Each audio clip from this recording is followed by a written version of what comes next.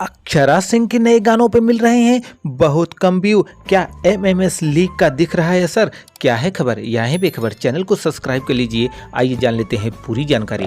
अक्षरा सिंह पिछले कई दिनों से चर्चा में हैं। बीते दिनों उनका कथित तौर पर एक एमएमएस लीक हुआ था। इसके बाद से उन्हें खूब ट्रोल किया गया। इस पर उन्होंने सफाई भी दी, लेकिन लगता है उनकी सफाई कोई मानने वाला नहीं है। एमएमएस की घटना के चलने से उनके गाने को पहले जितना प्यार नहीं मिल पा रहा है। एक दिन पहले उनका नया सॉन्ग आया है। इस गाने का नाम कटनिया राजा जी है। गाना एक दिन पहले रिलीज हुआ। यह एक चैता सॉन्ग है जिसे भोजपुरी ऑडियंस खूब प्यार करती है।